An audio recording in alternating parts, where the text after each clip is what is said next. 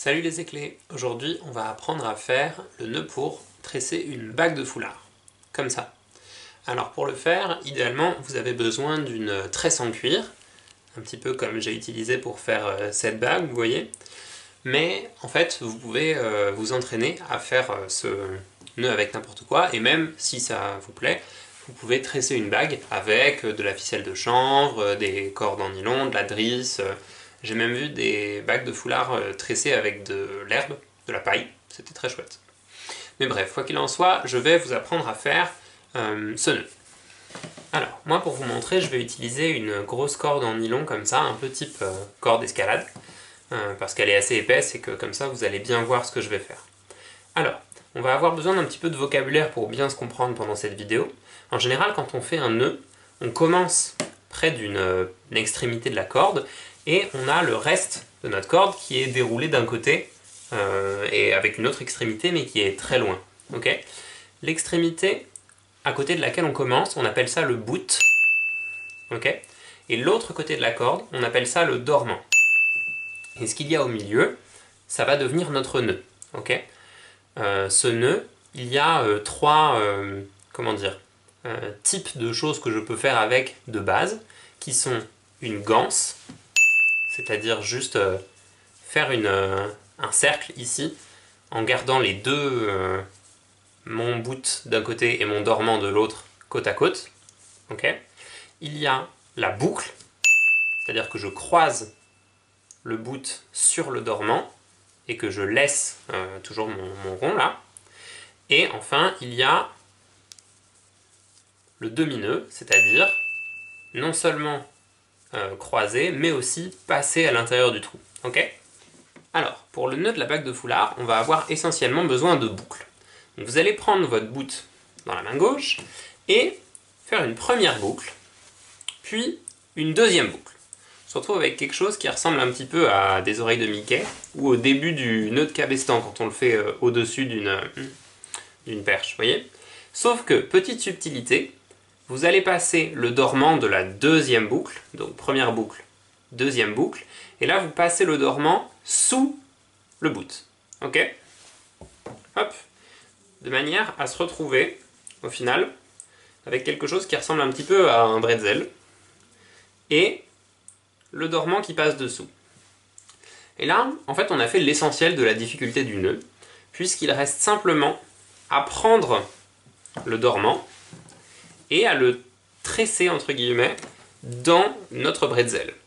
Donc vous avez le dormant qui passe ici, là, et vous faites dans le bretzel, dessus, dessous, dessus, dessous.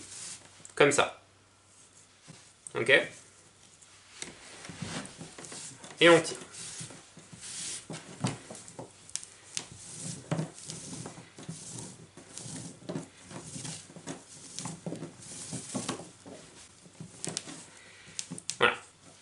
Donc là, on a notre bretzel de départ, et puis notre dessus, dessous, dessus, dessous. Vous voyez qu'il a fermé comme une espèce de troisième boucle. Et là, on peut assez clairement identifier nos trois boucles. Une là, une là, une là. Et ici au creux, ce qui correspondra au creux de la bague de foulard. Ici. Ok? Et là, pour continuer le nœud, eh bien c'est très simple. Vous allez prendre votre dormant et vous allez le repasser dans le sens du nœud par l'entrée du bout, vous voyez, en prenant bien garde à laisser la place pour une quatrième boucle, ici, ok? Du coup, vous voyez maintenant, en refermant, on a 4 boucles. La première, la deuxième, la troisième et la quatrième qu'on vient de fermer. Et là, on continue en suivant le chemin de la corde, à faire du dessus, dessous, dessus, dessous, tout simplement.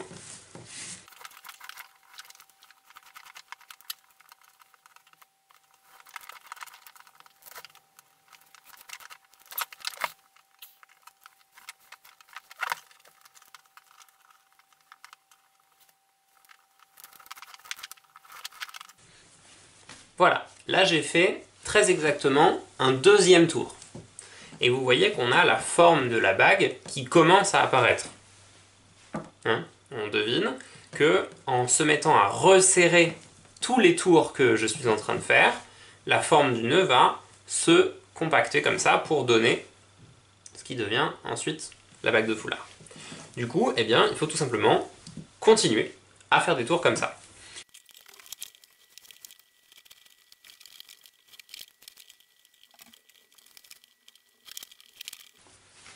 Voilà, là vous voyez, je m'apprête à finir mon troisième tour.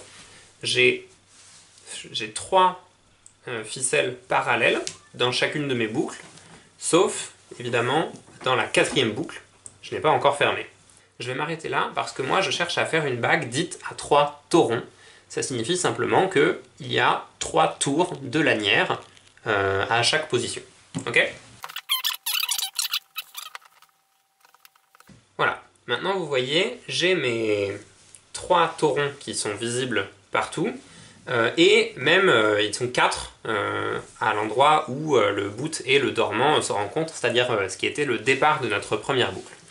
Et maintenant, pour finir la bague, eh bien, tout ce qu'il faut faire, c'est resserrer le nœud. Pour faire une bague de cette taille-ci, je vous conseille simplement de l'enfiler en passant votre pouce à l'intérieur du trou en bas, là, et ensuite de ça, de tirer le dormant et le boot de chaque côté pour réussir à la resserrer, à lui donner une forme de bague. Okay, vous pouvez aussi le faire directement autour de votre foulard roulé si vous préférez. Moi, en l'occurrence, je vais essayer de le faire autour d'un cintre parce que j'ai pas grand chose de mieux. Et donc, eh bien, tout simplement, vous allez commencer à resserrer un petit peu. Moi, par exemple, je commence par tirer le boot. Donc, vous tirez un peu le boot, hop, et vous le suivez dans tous ces tours là. Et vous le tirez, vous l'amenez pour réussir à resserrer le nœud.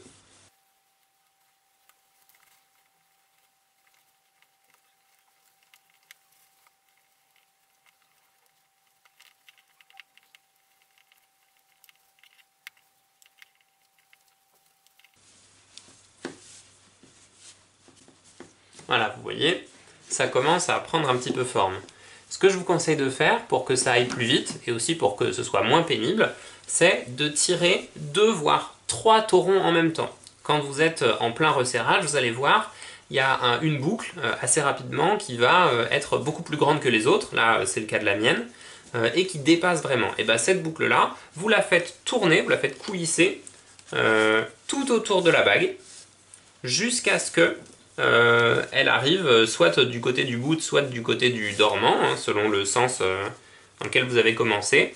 Et vous déplacez en fait l'excroissance, en gros, jusqu'à ce qu'elle sorte de votre tresse.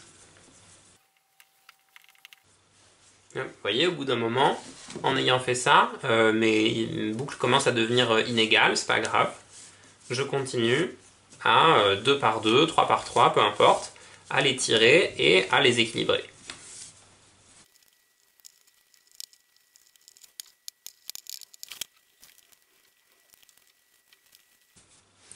Et voilà, une fois que le resserrage est bien fait, vous tournez bien votre bague pour regarder si elle est bien égale de tous les côtés. Là par exemple, vous voyez, j'ai un petit fil qui dépasse un peu.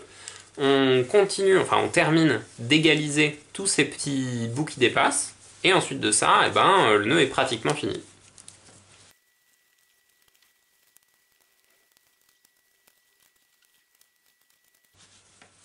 J'ai dit pratiquement fini parce qu'il reste encore à s'assurer que tous les côtés de votre bague sont à peu près plats. Vous voyez là par exemple, il y a 2 fils que j'ai un peu trop resserrés, du coup ça fait une boule plutôt que 3 jolis taurons qui sont côte à côte. Donc une fois que vous estimez qu'elle est assez serrée, sans continuer à tirer sur votre dormant et sur votre boot, vous allez essayer d'harmoniser un petit peu. Vous voyez là j'en ai un qui dépasse, d'harmoniser un petit peu la bague dans son ensemble pour qu'elle ait une tête symétrique et jolie quoi. Là par exemple celui-là dépasse un peu trop, donc je vais essayer de l'équilibrer, hop, voilà.